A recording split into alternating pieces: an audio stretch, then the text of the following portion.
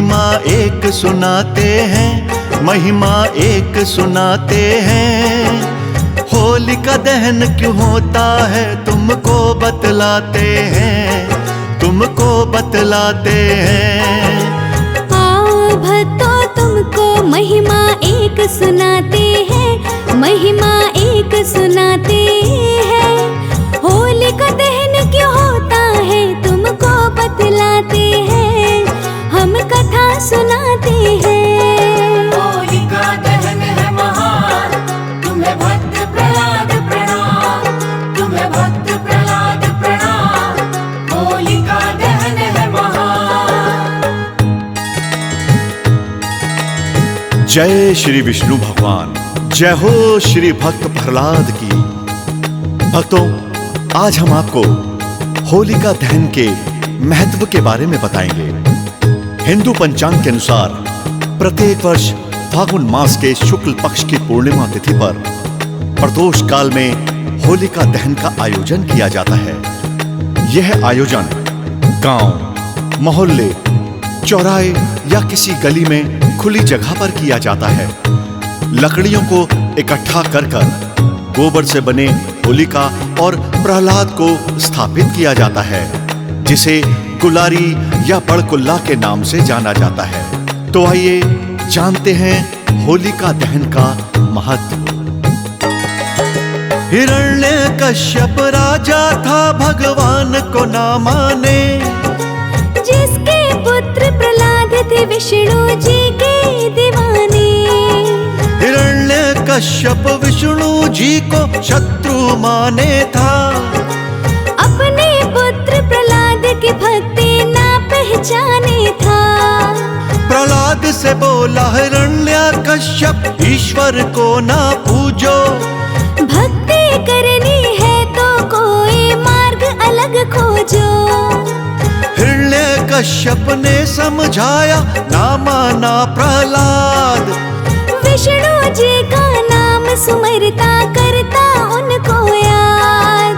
बेटा ना माने पिता कितना समझाते हैं, पिता कितना समझाते हैं। होलिका दहन क्यों होता है तुमको बतलाते हैं, हम कथा सुनाते हैं। होलिका दहन है महान, तुम्हें भक्त प्रहलाद प्रणाम, तुम्हें भक्त प्रहलाद प्रणाम। होलिका दहन है महान। जी हाँ भक्तों, हिंदू धर्म में कई प्रमुख व्रत व त्योहार हर्षोल्लास के साथ मनाए जाते हैं, जिनमें होली का त्योहार भी अपना विशेष महत्व रखता है। होली त्योहार की शुरुआत वास्तव में होलिका दहन से ही होती है। धार्मिक मान्यताओं के अनुसार होलिका दहन पर्व को बुराई पर हुई अच्छाई की जीत के रूप में धूमधाम से मनाया जाता है। भक्तों, एक कथा प्रचलित है जिसमें बताया गया है कि कैसे अत्याचारी राजा हिरण्यकश्यप ने पुत्र की हत्या के लिए षड्यंत्र रचा था, क्योंकि वो भगवान विष्णु को मानता था। भगवान विष्णु को मानने वाला हिरण्यकश्यप का पुत्र और कोई नहीं बल्कि भक्त प्रहलाद था, जो भगवान नारायण की कृपा से बार बार बच जाता था। अपने पिता के भक्त प्रहलाद ने बात न मानी, अपने पुत्र को दंड देने के पिता ने अब ठानी। हिरण्यकश्यप करता रहा प्रहलाद पे अत्याचार, भक्त प्रहलाद को विष्णु जी ने बचाया बार बार। हिरण्यकश्यप बेटे का जब कुछ ना कर पाया, अपनी बहन होलिका को तब उसने बुलवाया। ब्रह्मा जी से होलिका ने वरदान था एक पाया, भीषण अग्नि जला ना पाए उसकी कभी काया। हिरण्यकश्यप होलिका को फिर कुछ समझाते हैं, उसको कुछ समझाते हैं। होलिका दहन क्यों होता है तुमको बतलाते हैं, तुमको बतलाते हैं। होलिका दहन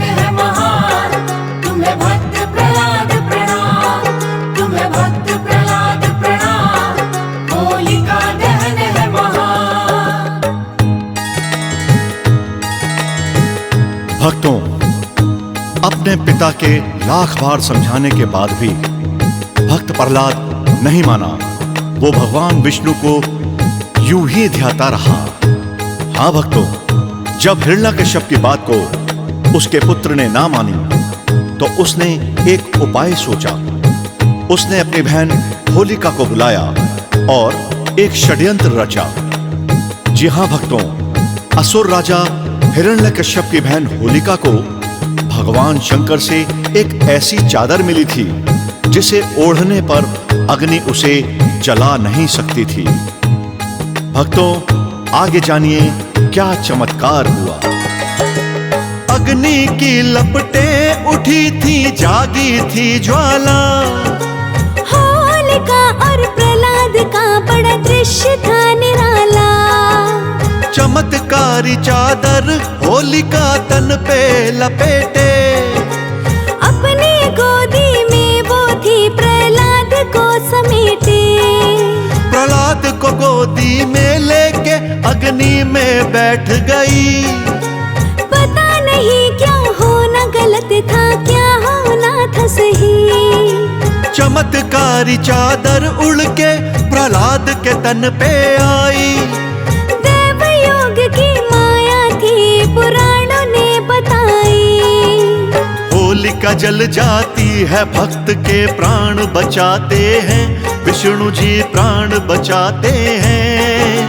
होलिका दहन क्यों होता है, तुमको बतलाते हैं, तुमको बतलाते हैं।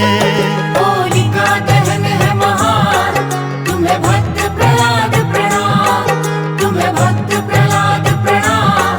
होलिका दहन है महान। भक्तों, होलिका जल जाती है और भक्त प्रहलाद नारायण की कृपा से बच जाता है। उसी दिन से होलिका दहन का ये त्योहार सालों साल धूमधाम से मनाते चले आ रहे हैं। भक्तों, आइए बताते हैं इसकी पूजन विधि।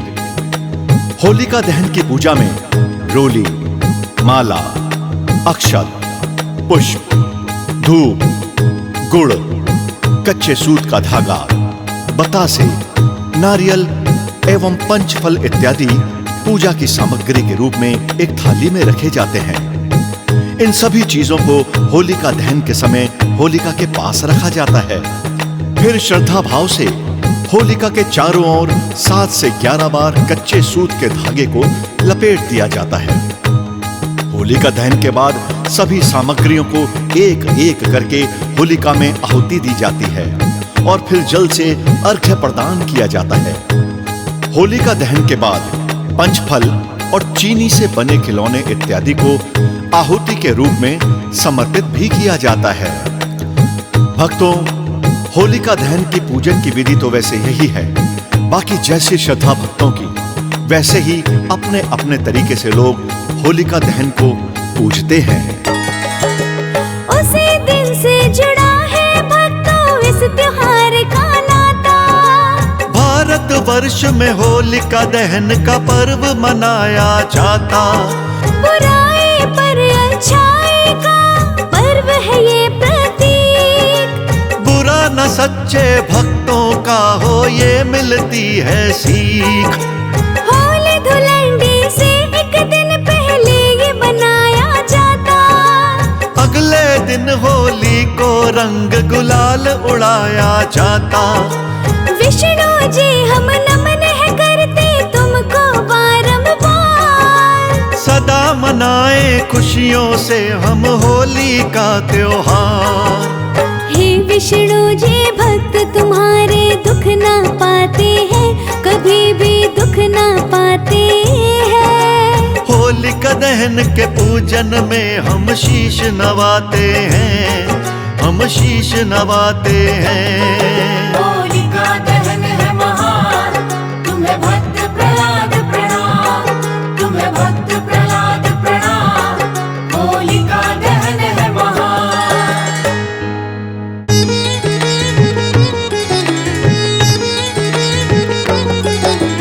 आओ भक्तों, तुमको महिमा एक सुनाते हैं। महिमा एक सुनाते हैं। होलिका दहन क्यों होता है तुमको बतलाते हैं, तुमको बतलाते हैं। आओ भक्तों तुमको महिमा एक सुनाते हैं, महिमा एक सुनाते हैं। होलिका दहन क्यों होता है तुमको बतलाते हैं, हम कथा सुनाते हैं। होलिका दहन है महान, तुम्हें भक्त प्रहलाद प्रणाम, तुम्हें भक्त प्रहलाद प्रणाम। होलिका दहन है महान। जय श्री विष्णु भगवान, जय हो श्री भक्त प्रहलाद की। भक्तों, आज हम आपको होलिका दहन के महत्व के बारे में बताएंगे। हिंदू पंचांग के अनुसार प्रत्येक वर्ष फागुन मास के शुक्ल पक्ष की पूर्णिमा तिथि पर प्रदोष काल में होलिका दहन का आयोजन किया जाता है। यह आयोजन गांव, मोहल्ले, चौराहे या किसी गली में खुली जगह पर किया जाता है। लकड़ियों को इकट्ठा कर गोबर से बने होलिका और प्रहलाद को स्थापित किया जाता है, जिसे गुलारी या बड़कुल्ला के नाम से जाना जाता है। तो आइए जानते हैं होलिका दहन का महत्व। हिरण्यकश्यप राजा था, भगवान को ना माने, जिसके पुत्र प्रहलाद थे विष्णु जी के दीवाने। हिरण्यकश्यप विष्णु जी को शत्रु माने था, अपने पुत्र प्रहलाद की भक्ति ना पहचाने था। प्रहलाद से बोला हिरण्यकश्यप, ईश्वर को ना पूजो, भक्ति करनी है तो कोई मार्ग अलग खोजो। हिरण्यकश्यप ने समझाया, ना माना प्रहलाद, विष्णु जी का नाम सुमरता करता उनको याद। बेटा ना माने, पिता कितना समझाते हैं, पिता कितना समझाते हैं। होलिका दहन क्यों होता है तुमको बतलाते हैं, हम कथा सुनाते हैं। होलिका दहन है महान, तुम्हें भक्त प्रहलाद प्रणाम, तुम्हें भक्त प्रहलाद प्रणाम। होलिका दहन है महान। जी हाँ भक्तों, हिंदू धर्म में कई प्रमुख व्रत व त्योहार हर्षोल्लास के साथ मनाए जाते हैं, जिनमें होली का त्योहार भी अपना विशेष महत्व रखता है। होली त्योहार की शुरुआत वास्तव में होलिका दहन से ही होती है। धार्मिक मान्यताओं के अनुसार होलिका दहन पर्व को बुराई पर हुई अच्छाई की जीत के रूप में धूमधाम से मनाया जाता है। भक्तों, एक कथा प्रचलित है जिसमें बताया गया है कि कैसे अत्याचारी राजा हिरण्यकश्यप ने पुत्र की हत्या के लिए षड्यंत्र रचा था। क्योंकि वो भगवान विष्णु को मानता था। भगवान विष्णु को मानने वाला हिरण्यकश्यप का पुत्र और कोई नहीं बल्कि भक्त प्रहलाद था, जो भगवान नारायण की कृपा से बार बार बच जाता था। अपने पिता के भक्त प्रहलाद ने बात न मानी, अपने पुत्र को दंड देने के पिता ने अब ठानी। हिरण्यकश्यप करता रहा प्रहलाद पे अत्याचार, भक्त प्रहलाद को विष्णु जी ने बचाया बार बार। हिरण्यकश्यप बेटे का जब कुछ ना कर पाया, अपनी बहन होलिका को तब उसने बुलवाया।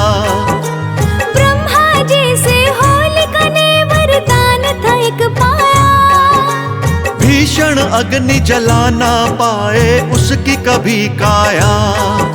हिरण्यकश्यप होलिका को फिर कुछ समझाते हैं, उसको कुछ समझाते हैं। होलिका दहन क्यों होता है तुमको बतलाते हैं, तुमको बतलाते हैं। होलिका दहन है महान, तुम्हें भक्त